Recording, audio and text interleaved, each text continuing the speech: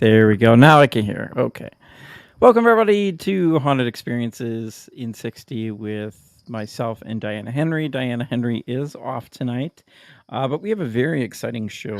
I know we have been off for about 3 weeks now. We just kind of had some personal issues, and this is definitely our busiest time of the year, with it becoming Halloween very soon, which we're very excited about. But I also work at Fright Fest at Six Flags, so there's a lot of training going on right now. But we are back right now, and we are excited to be back. And today we are going to be talking all about Joliet State Prison, which is why I have Miss Kara Phillip on the show. How are you, Kara? I am good.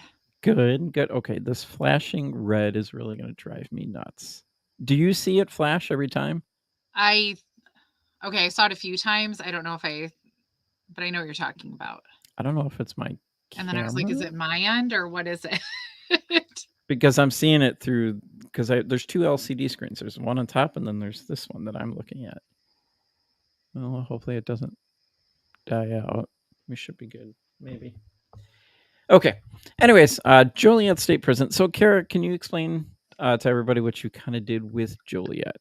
My history with it, yeah. We, as everybody knows, it was opened a very, very long time ago in 1858. And while there were some renovations, some buildings up, some buildings down, it eventually closed in 2002 and was just kind of walked away from for the most part. There were some TV shows like Prison Break or some movies filmed there, but for the most part, it was just left to be exposed to the elements, which is really rough on a building, right? We've all been in those buildings that don't do that great with it. So, over time, there was a lot of break-ins, a lot of urban exploration, a lot of spray paint all over, a lot of graffiti.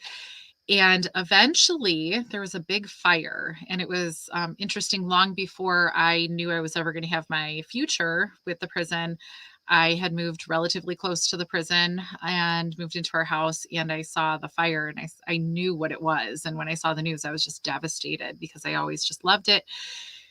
And after that fire, though, that was the turning point. Nobody was able to get in there. So eventually, an intrepid group of volunteers, in coordination with the city, went in to start kind of cleaning it up. And there's a lot of weeding and a lot of grass cutting, but there was also a lot of sweeping and hauling out paint chips and just getting things ready to be toured.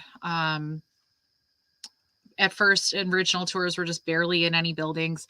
We got it to the point that there were definitely areas that had been closed for, a very long time, that opened up even for self-guided tours, but definitely guided tours. So people got to explore a whole lot of areas of the prison because of our work. So that was an honor and a privilege to spend 5 years of Saturdays there and make some amazing friends along the way.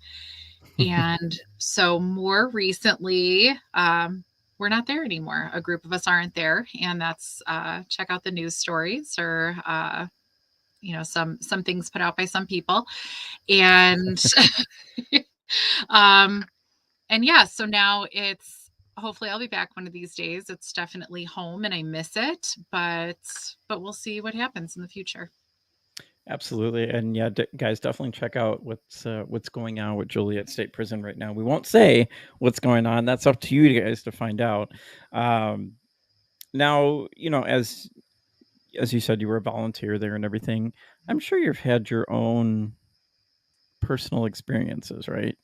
So many. The funny thing is, it took a long time being there before I would admit that I ever saw anything. I grew up with a ghost in my house. I grew up seeing things. It was pretty normal to be around paranormal activity, but I kind of never, I don't know how much I trusted my abilities ever. And along the way in life, kind of shut it off. So when I got to the prison, I was like, okay, somebody show me something. Come Mhm. on. And honestly, in hindsight, they were, I was seeing things, but I would never admit it. I don't know what I wanted them to do. I don't know what I wanted. I wanted fireworks, I guess, to believe that Right. this was happening. Um, and it took a while, I think, either until it was the fireworks or until I believed what I saw. Even honestly, I would say, "Oh, I don't see anything," but I would be like, "Oh, do you guys see that over there? They're walking over there." So at the same time as I'd be pointing something out, I would say, "Oh, I don't know." Mhm. Um, so yeah, every day was kind of its own experience, some bigger than others. The first thing I really remember that I can say, "Oh, for sure," but at the time I would still not say I saw anything. We were in the gym, which is not really frequented by people. The floor is Right. a mess and it's just not a safe place. And it's not that interesting. It's a newer building, to be honest. We were in there just kind of hanging out, looking at it, seeing if we could open it to tours. And two of us, my friend Nikki, Nikki definitely is probably I would say more sensitive than I am to things, but definitely more comfortable with her gift to see things probably than I am to admit it.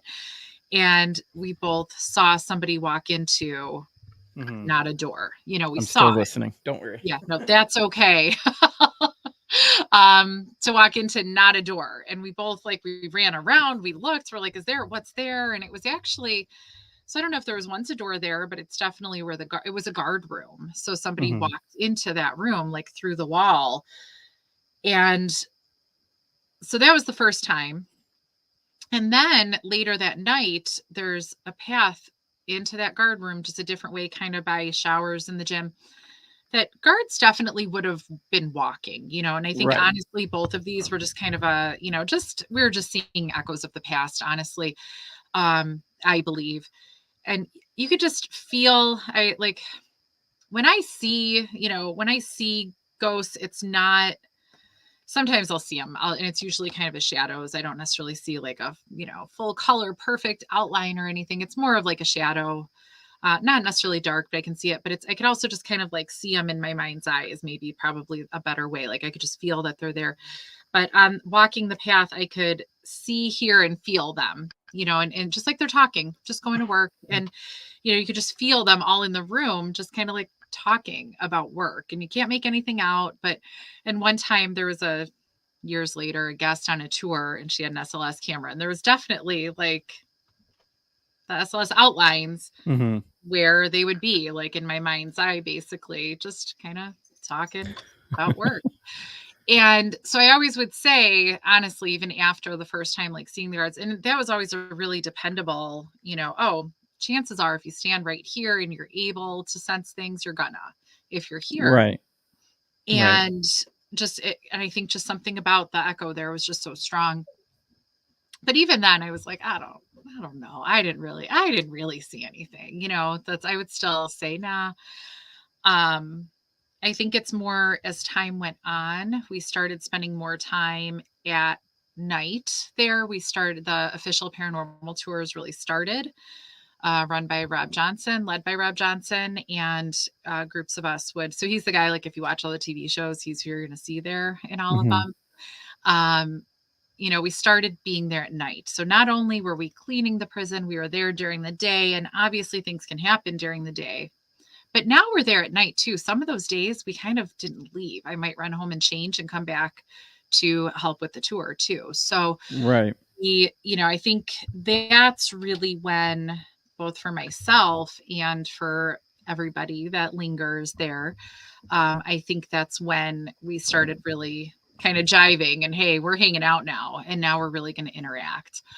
Um, it was normal. And I think too, at night was the time that they were always going to be in the cell blocks, just Mhm. as the prison was open. And I think we started to even interrupt maybe some of the regular habits when we were there at night, as they're doing their walks to do their counts, make sure everybody's in Mhm. where they're supposed to be.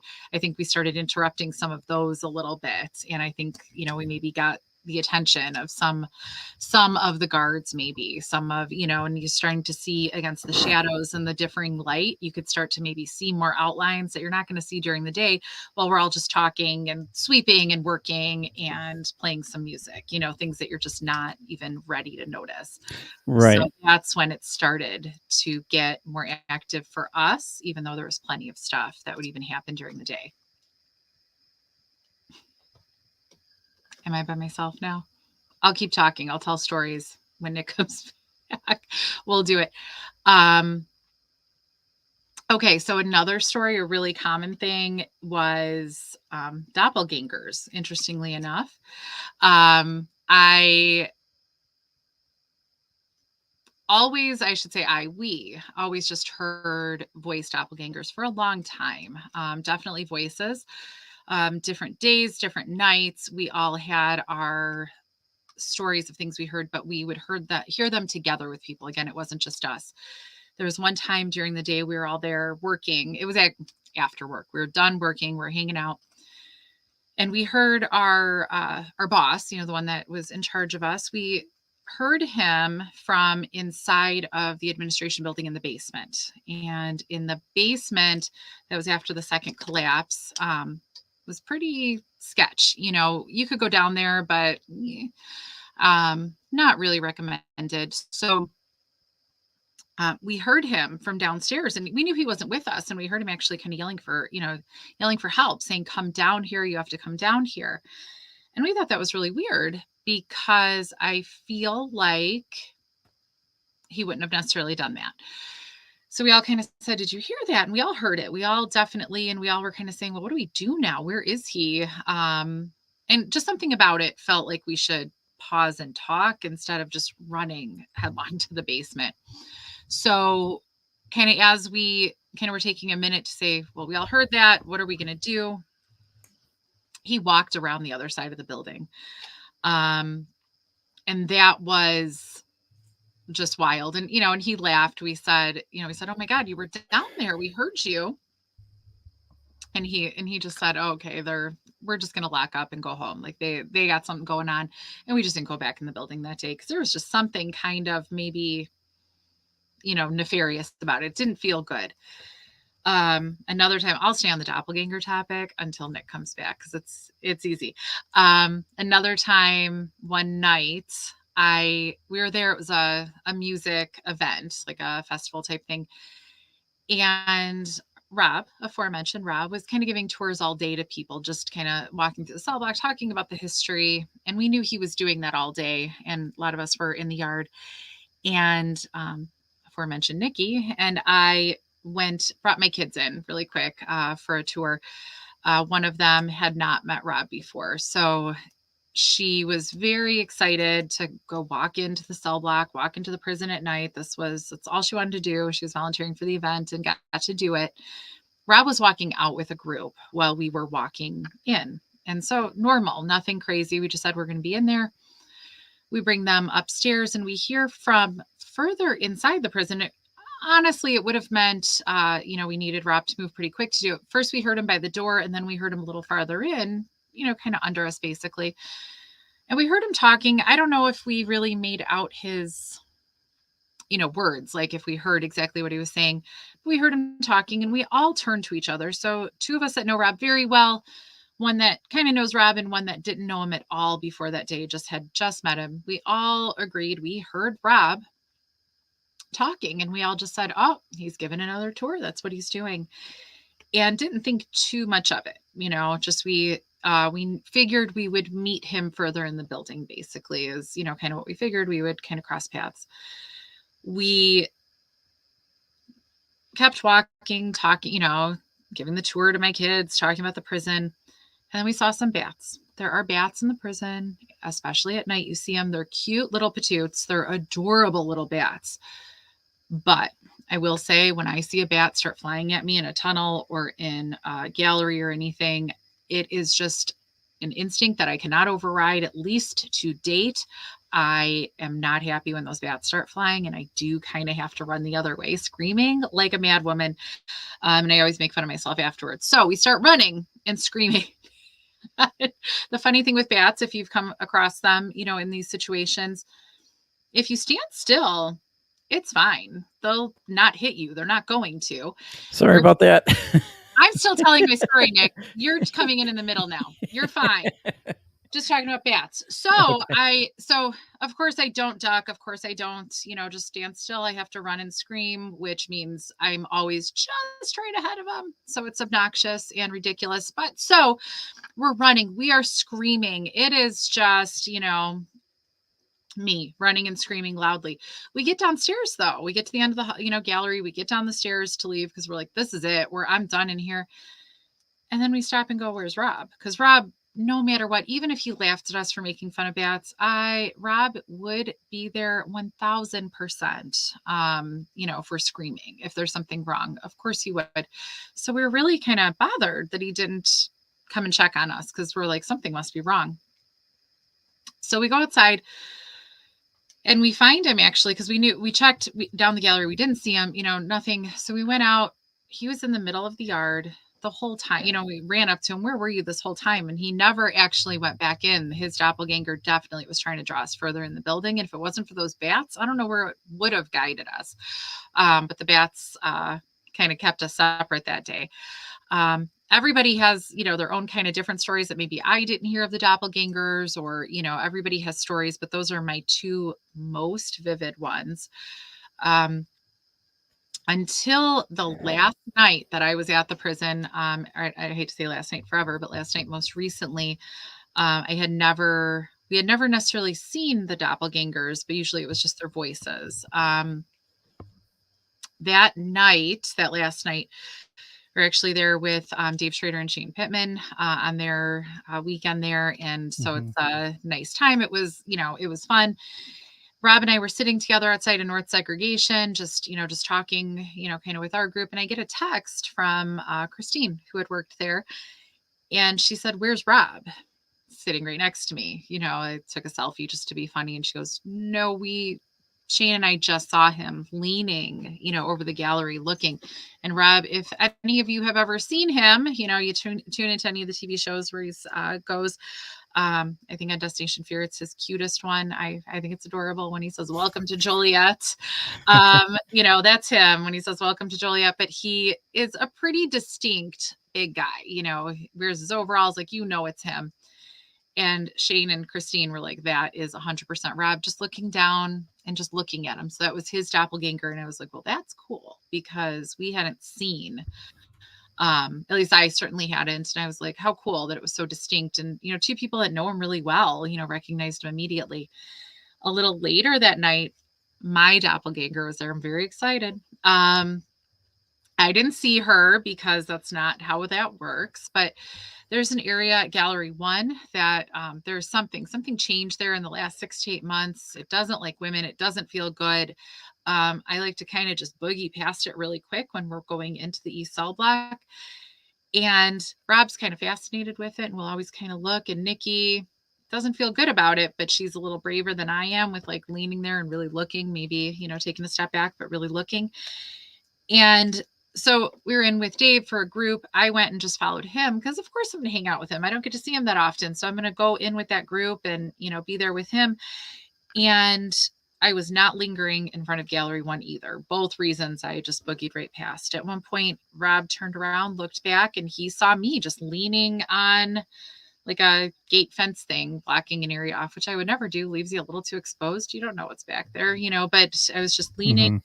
And my face was lit up, and, he just like kind of kind of turned back around chuckling. He goes, "Oh, Kara's just on her phone again," like standing back there, kind of like rolled his eyes at me, and turned back around. Nikki turned around. She said, she didn't remember to seeing it, like my face lit up or, thinking I was on my phone, but she just saw me leaning back there. They both saw like the same, same lean, same posture, same body position. And they both kind of, then they both kind of thought it was weird, kind of looked at each other, turned around at the same time, and I wasn't there. And because I wasn't there. And I've never seen, I mean, I thought it was adorable. I was literally like taping Dave, because he was like doing an EVP session. They run in like all, woo, how long have you been here? How long have you been standing here? Like all demanding. And I was like, I don't know. Fortunately, I was videotaping and I was like, oh, this long, however long it was. And they were like, no, you weren't. You were standing there. And I was like, nope, pointing to the tapped on the screen. And so that was my favorite doppelganger story, because it was mine. But honestly, I think when we think about the doppelgangers, we usually think like, oh, they're trying to like lead us somewhere. We heard Christine's voice. We were waiting for her to come one day. We heard her like in the basement very distinctly. She was not in the basement. She was still eating, breakfast with her husband at a restaurant. We even called her to be like, come on, where are you? Just, you're right outside, aren't you? We didn't something, you're right on the other side of the window.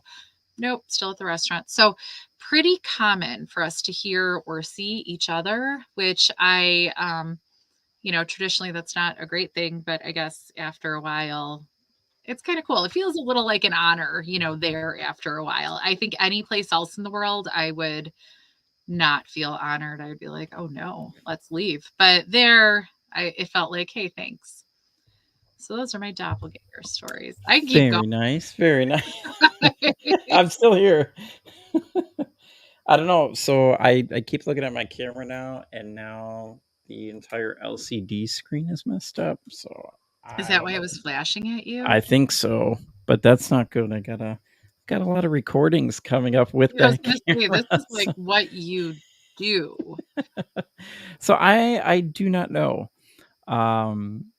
But so we've been in Joliet State Prison before and all that kind of stuff, and we've had just like crazy experiences there, and we've only been there one time. In that one time period, we definitely, God, I mean, we got an EVP, we heard doors slamming and everything, and we just every time we would walk around, even though we weren't in the main cell block area, we just constantly kept feeling like somebody is there watching the whole time. There's a lot of somebodies. Yeah, absolutely.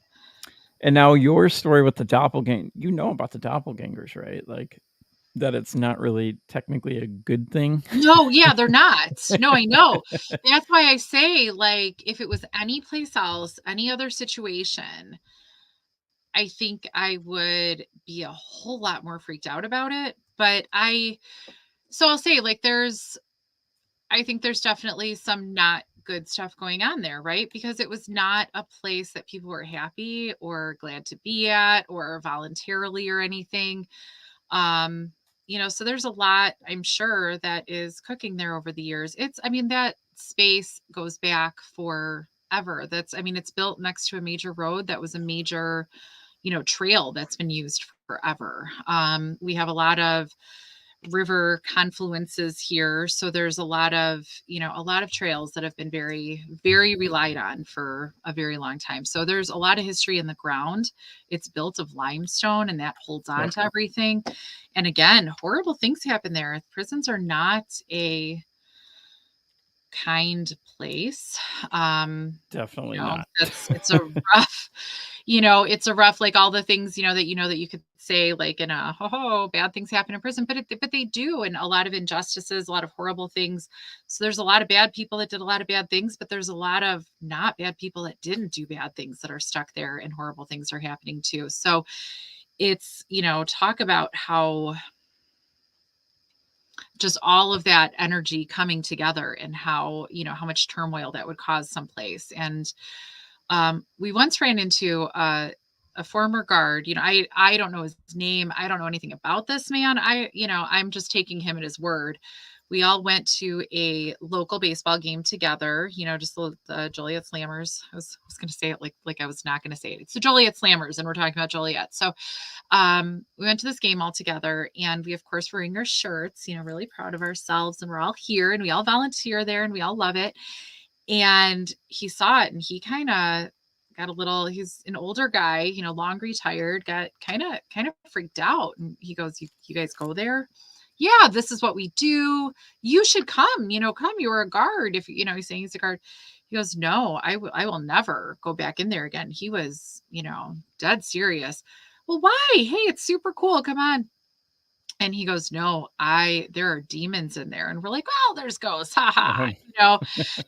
And, whatever, sure, there's ghosts and cool. Come hang out, see what it's like. Tell us stories, and he goes, no, I have watched people turn, people that were there turn because of the demons in those walls. And he, and we're like, what do you say to that? Right. Like, Right. Okay, here, we just want the man to come see that I swept up a hall. That's what I just want to share. Hey, look how cool this stuff we're doing. And it's awesome.